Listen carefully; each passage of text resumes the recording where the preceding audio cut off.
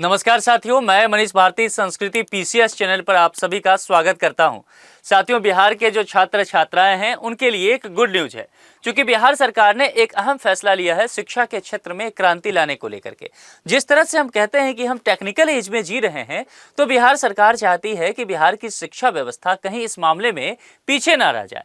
इन सब चीज़ों को देखते हुए अब कहा गया है कि जो लाइब्रेरी बनाई जाएगी बिहार में, वह डिजिटल लाइब्रेरी होगी, यानी कि लाइब्रेरी में बैठे बैठे दुनिया भर के साथ आप कनेक्ट हो सकते हैं। इंटरेस्टिंग बात यह है कि ये जो लाइब्रेरी तैयार किया जाएगा, ये नहीं कहा जा रहा है कि राजधानी के स्तर पर, ये नहीं कहा जा रहा है कि डिस्ट्रिक्ट लेवल पर, बल्कि उससे एक और निचले लेयर पर पहुंचा जा रहा है और ये कहा गया है कि ब्लॉक के स्तर पर ये डिजिटल लाइब्रेरी तैयार किए जाएंगे।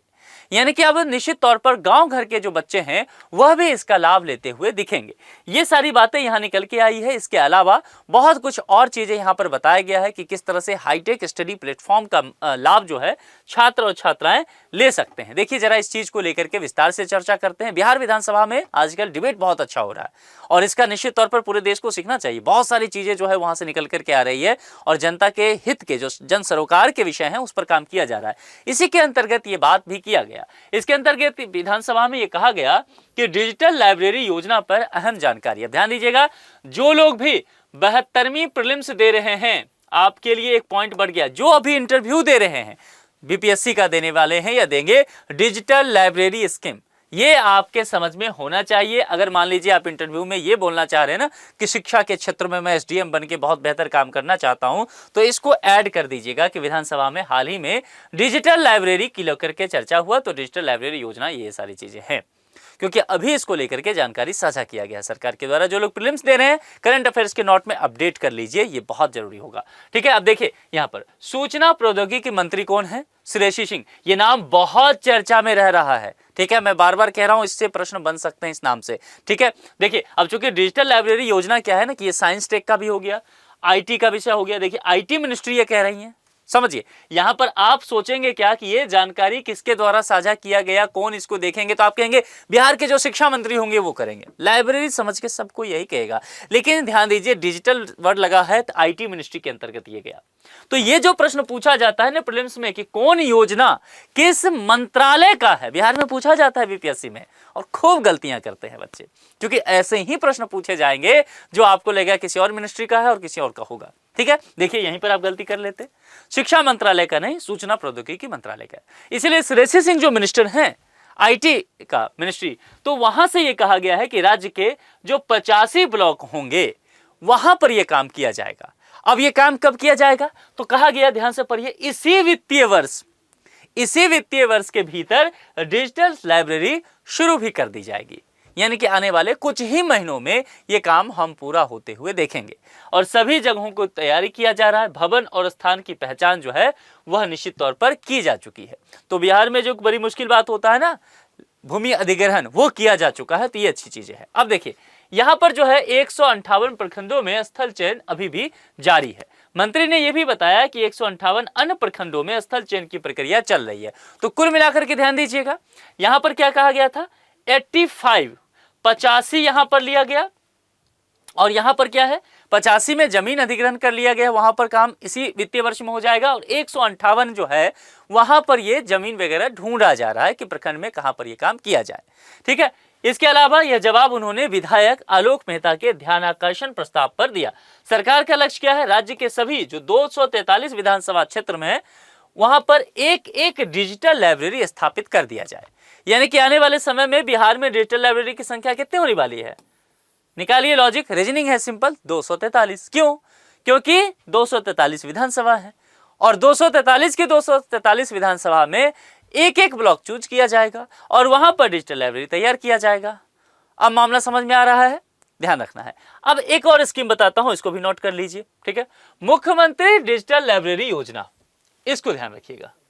ठीक है, ये प्रीलिम्स के लिए भी इंपॉर्टेंट है। यह पूरी कवायद जो है, पूरा घटनाक्रम मुख्यमंत्री डिजिटल लाइब्रेरी योजना के तहत की जा रही है। ठीक है, योजना का उद्देश्य, मोटो पूछा जाता है, स्टेटमेंट वाले प्रश्न आएगा तो उसमें मोटो पूछ लिएगा।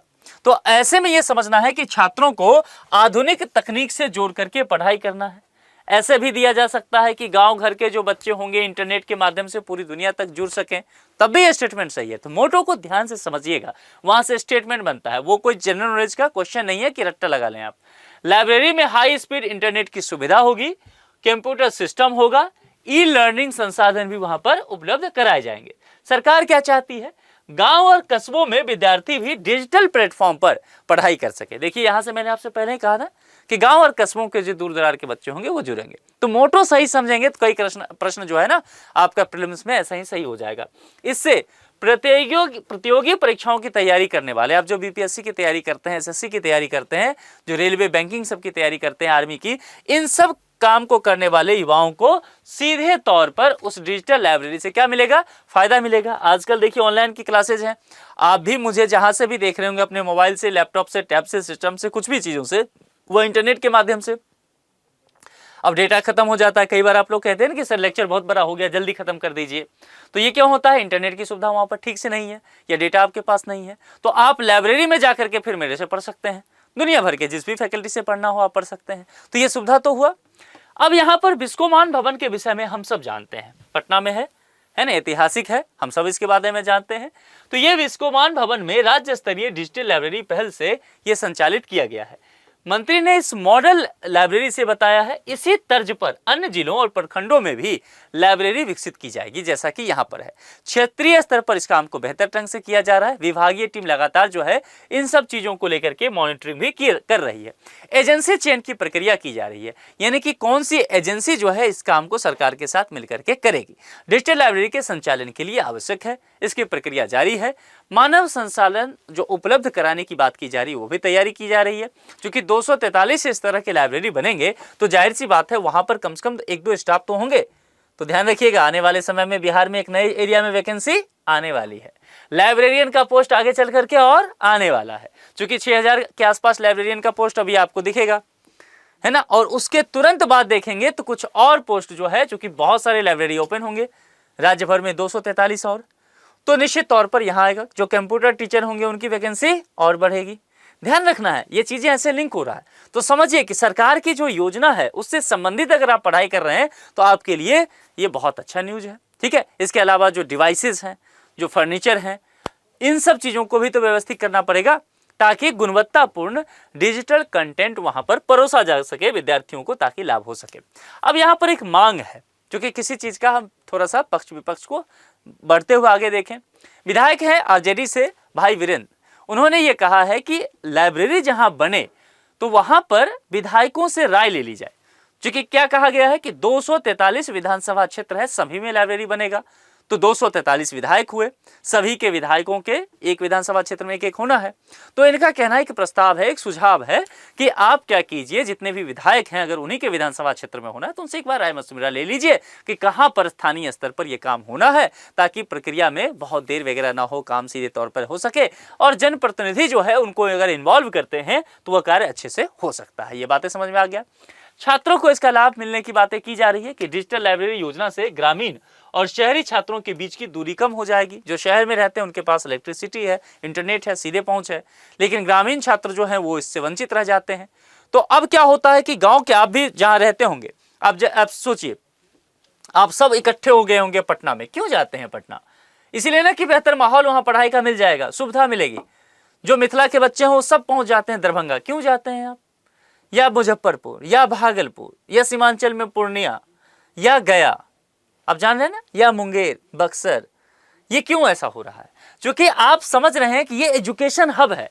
एजुकेशन हब क्या होता है जरा सोचिए ना। क्यों मुखर्जी नगर दिल्ली का? संस्कृति आईएएस में पढ़ना है तो संस्कृत आईएएस मुखर्जी नगर में क्यों है? ढेर सारे कोचिंग क्यों है? क्योंकि यहाँ पर एक माहौल है, एक तरह की व्यवस्था है जिसमें इलेक्ट्रिसिटी है, जिसमें पढ़ाने वाले फैकल्टी वहाँ पर उपलब्ध हैं, तमाम चीजें समझ रहे हैं। इसीलिए आप भी शहर जाते हैं गांव छोड़ के, तो आपका भी खर्चा पानी बढ़ जाता है, पलायन हो जाता है। इन तमाम चीजों को रोकने के लिए तरीका है ना कि मैं अगर यहाँ से बीपीएससी का क्लास दूं तो आप अपने गांव की लाइब्रेरी में बैठे, डिजिटल लाइब्रेरी में, और मेरी क्लास को आप वहीं से पढ़ लें। आपको अपने नजदीकी शहर जाने तक की आवश्यकता ना हो। कितना अच्छा हो जाएगा। इन्हीं सब चीजों को लेकर के बिहार सरकार ये काम कर रही है। तो अब आप देख लीजिए कि आपके प्रखंड में जिस जिस प्रखंड के आप लोग रहने वाले हैं, कहाँ कहाँ ये लाइब्रेरी लगने वाली है। सभी में लगेगा, लेकिन किस जगह पर कहाँ काम हो रहा है इसको थोड़ा सा एक्टिव होकर के देखिए, ताकि आप वहाँ पर सुविधा ले सकते हैं। और निश्चित तौर पर ये तमाम चीज़ों से मैं ये मान के चलता हूं, सरकार ये मान के चलती है कि बिहार की शिक्षा व्यवस्था में आमूलचूल परिवर्तन आने वाला है। बिहार इस मामले में डिजिटल लाइब्रेरी बना करके आज समझ रहा है कि डिजिटल एज है, तो एक स्टेप आगे रहने वाला है। ठीक है, तो कुल मिलाकर के आप लोग एक काम कीजिए, मुझे कमेंट बॉक्स में लिख करके बताइए कि आप बिहार में मेरा लेक्चर जो सुन रहे हैं, तो बिहार के किस ब्लॉक से आप आते हैं। ठीक है, और क्या आप बीपीएससी या एसएससी या कोई भी ऐसा कॉम्पिटिटिव एग्जाम्स हो उसका प्रिपरेशन करते हैं या नहीं। डिजिटल लाइब्रेरी को लेकर के आप कितने उत्सुक हैं। क्या आपको भी लगता है कि आपके ब्लॉक में, प्रखंड में, किस जगह पर, किस पंचायत में डिजिटल लाइब्रेरी होना चाहिए। ये सारी बातें आप मुझे कमेंट बॉक्स में लिख करके बताएं। देखिए 1 मिनट समय लगेगा, लेकिन बताएं, क्या पता बिहार सरकार तक ये वीडियो चले जाए और आपके ब्लॉक में उसी जगह पर लाइब्रेरी बन जाए, जिससे आपको सुविधा हो। तो निश्चित तौर पर कमेंट करना ना भूलें, और संस्कृति पीसीएस चैनल को अभी तक सब्सक्राइब नहीं किया है तो सब्सक्राइब जरूर कर लें। आज के लिए इतना है। जुड़ने के लिए बहुत बहुत शुक्रिया। पारी समाप्ति की घोषणा की जाती है। Thank you.